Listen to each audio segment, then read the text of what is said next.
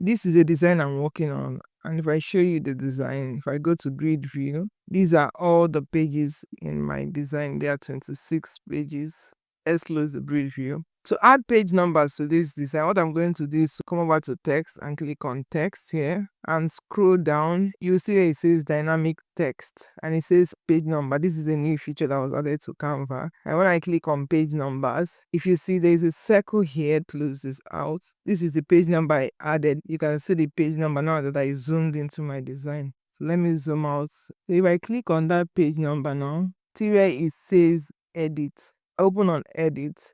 If I click on here where it says number only, I'm going to choose whether I want it to be numbers only. But before we do that, let me increase this so that you can see what I'm doing. If I choose it to be numbers only, it's on numbers only. I can choose it to be page 1.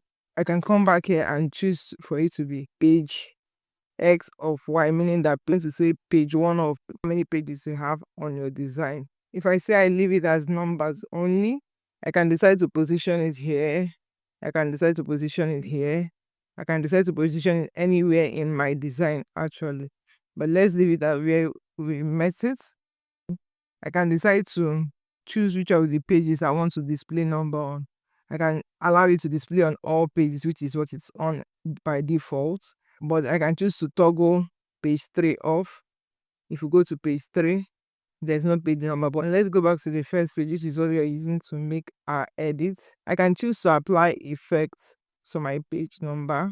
Say I want to apply the outline effect, and I take the thickness to 200 and change the color to yellow. I can choose to animate. Once I'm done with editing everything how I want this first one to look, I'll go back to edit and apply these properties, this edit I did to this one, to all pages. If at some point I decide to delete a page from my design, let's say let's delete page number 4. This is page number 4. If you hover around, if you see page number 4, we decide to delete this page number 4 and we delete it. It's going to adjust back to telling us how many pages we have. Let's see, let's go back, edit, and you see it has 25 pages. To apply it to 25 pages. So this is quite dynamic, like the name states. Subscribe to the channel for more videos like this. Do have a good one.